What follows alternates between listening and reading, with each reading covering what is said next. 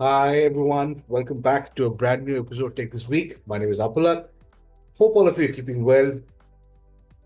So today's story is something that is not topical, is not driven by a technology. No, it's a story from a small incident that took place in my personal life. Uh, but in my mind, it became a large story, and I thought of sharing with all of you. So, so I recently shifted homes, right? And while I was doing all of the and for all of you who have done this total chaos, right? A lot of packing, unpacking, and in amidst all this action, something caught my attention. So when I was doing all of this, I got hold of a very old copy of the Times Food Guide. You know, something that I held very dearly all these years. And for all those who who've ever owned one, I don't know how many of you know about it, right? It was considered premium content. Probably my generation and people who are diehard foodies would probably know it. Essentially was a restaurant guide, which featured curated listings, reviews, cuisine details, pricing, and location information. And I, for a person, for instance, I paid, I don't know how much it was priced at, probably 300, 400, I don't remember, but I paid for that. It used to be my constant companion. I should take it while going to sleep.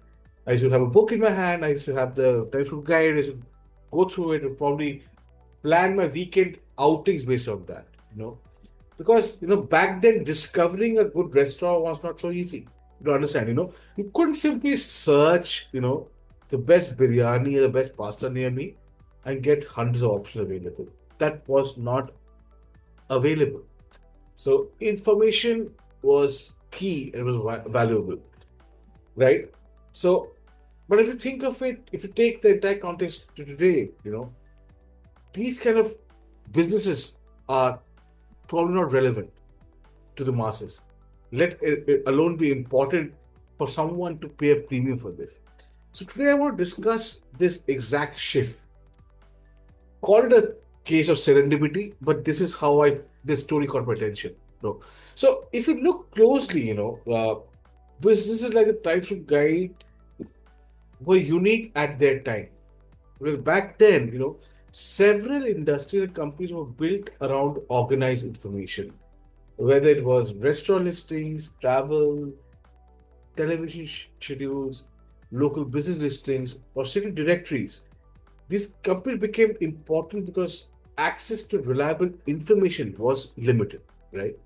They knew which place existed, which ones were truly trustworthy, what people expected out of that, and often provide details that ordinary consumers like you and me had no easy way of discovering themselves. So, in a world with limited information access, this was true power. And that's why they were so successful. And consumers, mind you, were willing to pay a price for it. People like me, we paid a price to get hold of this access information. But over time, something much bigger happened. You know, the internet, you have to understand, did not merely digitize information. It removed, and that's where the story gets interesting, the exclusivity around information itself. Earlier, discovering useful information required effort, patience, and often a dedicated source that people trusted. Today, information is expected to be instantly accessible and constantly updated. And you and I mean, we've lost patience as a virtue. Whatever we need it now. We don't have time to wait for it. So we can't blame others for it. We are ourselves like that, right? So consumers began expecting that kind of responsiveness. Many traditional premium information business providers started losing their edge. Times to Guide being a classic example. Having restaurant data was no longer enough, with companies like Times to Guide also had data, But the typhoon guide largely stopped at information itself. It told you where to go, what to expect, and how much you may spend, and whether a place was worth trying. Zomato, and that's where it gets interesting. It is not a replication of the textbook guide on a digital platform. No, it went a step further. It did not merely take restaurant information accessible, it built services around that information. A user could discover a restaurant, look at the menu, compare options nearby, place an order without leaving the same ecosystem, book a table, and even pay from that for the same platform, right?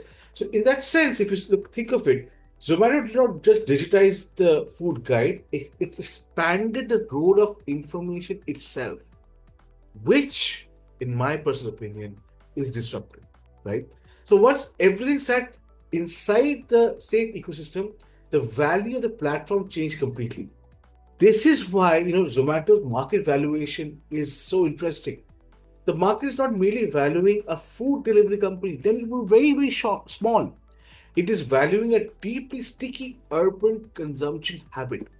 In a way, Zomato valuation reflects a large consumer shift as the consumer shift is reflected by people like you and me. The platform has reached a scale so large that users continue to pay platform fees, delivery charges, search pricing, and sometimes even premium pricing without completely abandoning the platform.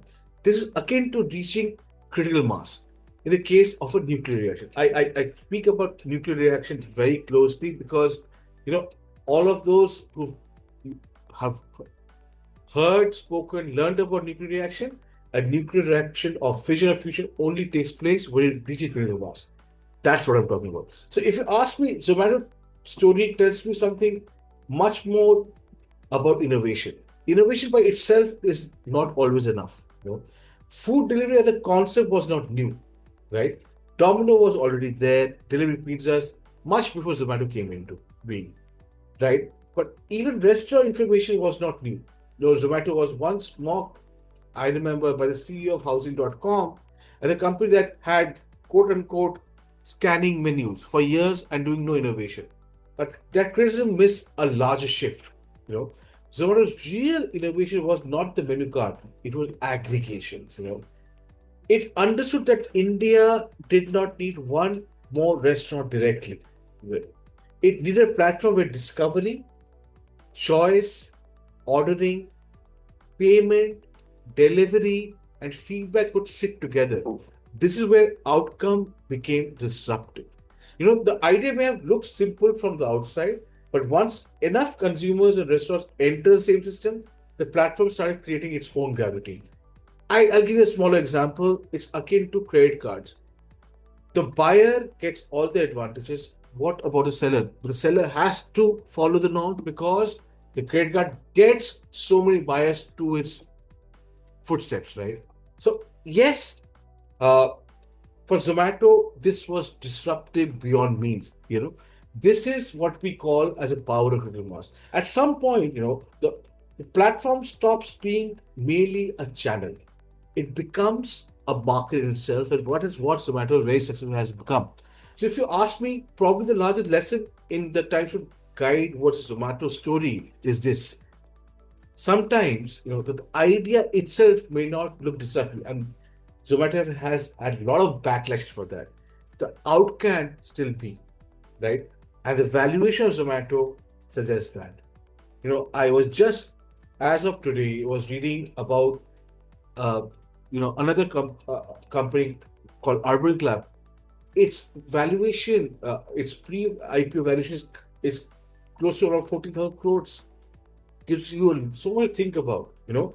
All these are disruptive in terms of outcome, but not in terms of thought processes. A lot to think on this. Have a great weekend.